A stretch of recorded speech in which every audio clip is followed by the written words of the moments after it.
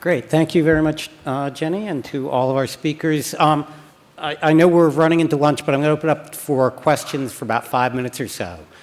Richard, I see you racing to the microphone. Well, I wanted to get here before anyone else. Thank you. Great presentations. Question for Jennifer. How do you handle the problem that Rob mentioned of synchronizing the metadata entered by the author and the document itself?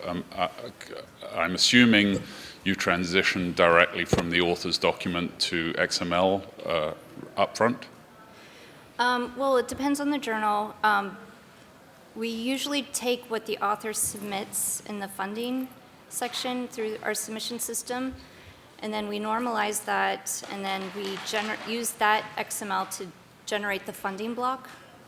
So we usually don't ask authors to supply us with funding information in the article. We generate that from what they submit through our submission system, but that's just for some of our journals. Other journals where we do have the acknowledgement section, we don't tag that section. We use the schematron to check that it matches what's in the acknowledgements is also in the funding.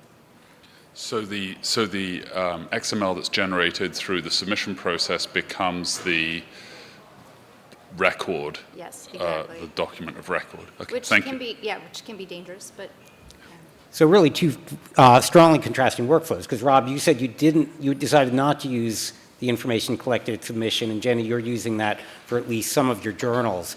And as I recall from when we did this presentation before, both of you found, I think, two critical things. First is it was taking about 5 to 10 minutes per paper to deal with this information and making sure things were right. And the other is it required copy editor training to get it right, and that's, Rob, also a little bit.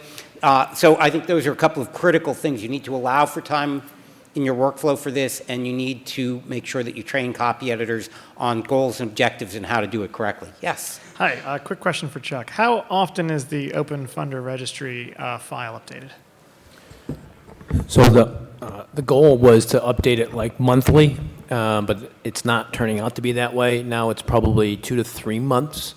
We are right now refining the mechanism that we use to feed data back to Elsevier. There was 500,000 names that are not registry names. That is just an unworkable amount of data for Elsevier even to think about considering.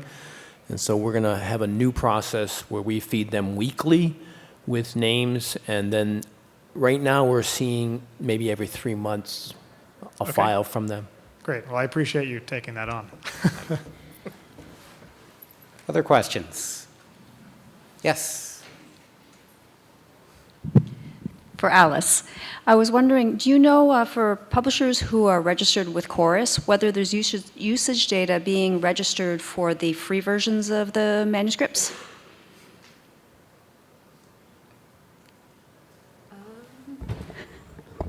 Sorry, I'm not sure I quite understand that. Can you? Well, as publishers, we have good records of the usage for the final version of record that's published on our websites, but for the free versions that are not on our sites, but are being linked to through Chorus, I was wondering if that usage is being captured. Are you talking about free versions that would be like on the author's website? Okay, we've got Susan here. Let me answer that. Chorus doesn't track the usage. You track the usage of. Would we have easy access to that, of the free versions that aren't on our website? But there's Chorus is a distributed access system that tracks, that directs users to the version on your website.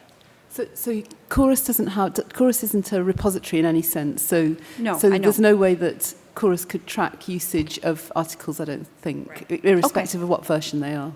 Okay. I'll explain All right. it to you all. Okay.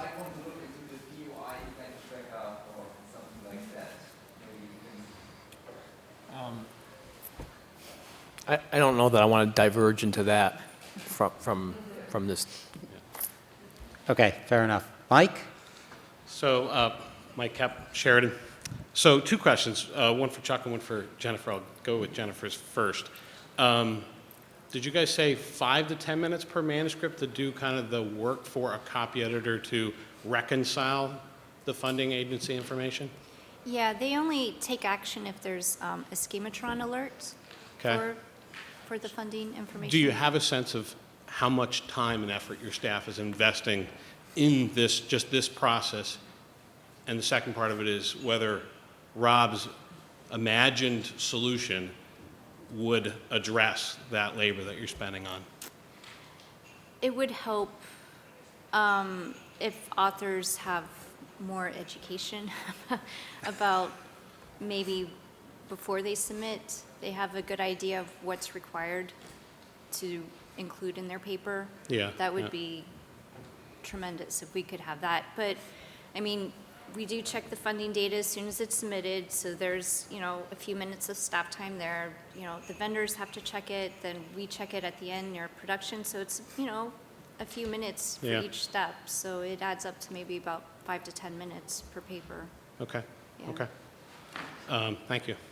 And so Chuck, I don't know if you've been talking with Rob and with Bruce about what Rob has proposed. And the one question for us is Crossref working on anything in your labs about trying to help with this disambiguation of funding agency information when it's being submitted through? So we're always working on little things here and there to help with this, like the ID insertion function that we implemented in the deposit tool. Right. The tool that Rob mentioned, I think when Rob mentioned it last fall, I said, geez, why don't we build this? It's like right there in front of our faces. Yeah, we agree. And yeah, so kind of, How many of you in the room would like this tool that Rob was describing? yeah. Okay, talk to Rob afterwards. Well, actually, so we didn't really, so now I'm here again, and I'm hearing it, so the fire has been relit.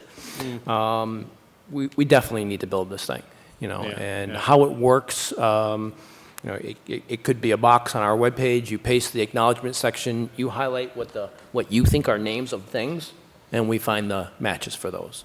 I mean, this is not, it's hard, but it's not a difficult problem to at least put something out at first. And so yes, we are going to, I don't call all the shots at Crossref, but Sure, we're going to build sure. this. Okay, great. Thank you.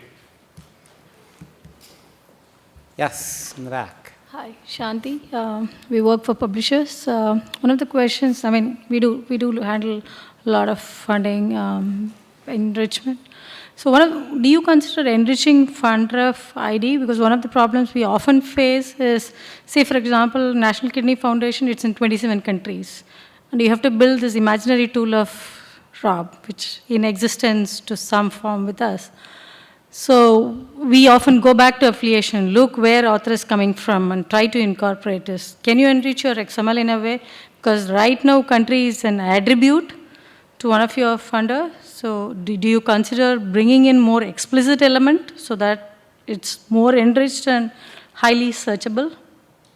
So what you're suggesting is adding a country attribute to the funder in the Crossref registry? It is currently an attribute, and a sub-element would be great, actually. So FundRef should consider it.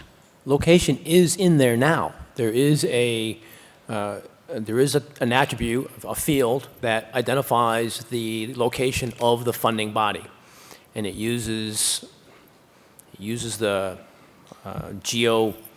I forget the site, but actually it uses an organization that's set up to track and give numerical names to all of the worldwide locations. So it's in there.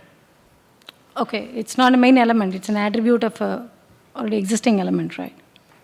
I thought it was location. I'll have to look at the schema, but Thanks. it's in there. Okay. One last question, and then we should break for lunch. Anyone?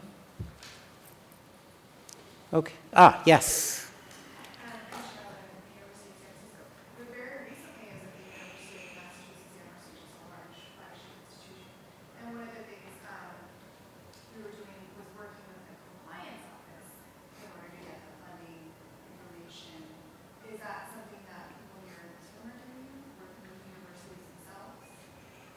The question is, are people in this room working with universities directly to try to get authors to comply with funding issues around getting funding information? I think I heard 3 times today that people are offered. Well, I mean, I Go can ahead. say that Chorus is starting to reach out to that community now. I mean, it's very, very early days, but the Chorus is planning to have a sort of academic advisory group which will work with universities, and I think particularly funding offices are one of the parts of the university that we want to work with to find out more about how we can help. I mean, it's not going to be an overnight solution, and it's going to be a sort of, starting small, trying to figure out what's needed, but Chorus, it's certainly on Chorus's radar. Educating researchers is a tough thing because they're already overburdened with trying to get their research done, which is their first love. And the whole process to get published has become more and more complex, and every publisher has unique and different ways of doing it. And so they're not experts in this, and so it's our job to try to help them through it. And so it's just, it's one more thing to try to ask them to please go and read this about how you need to comply better. So it's a tough thing to try to crack. Susan. I just wanted to add to that Chorus is involved in a pilot project that's been announced between University of Florida and Elsevier, but Chorus is going to be involved in scaling that up to additional institutions, academic institutions, and additional publishers. So if you want to come and talk to me. Yeah, I think Orchid is a partner with universities, right? I wasn't sure whether it makes that in. Okay, at this point, I've held you 15 minutes too long, a little longer than that even. So thank you very much for coming. Thank you to all of our speakers today for a wonderful session.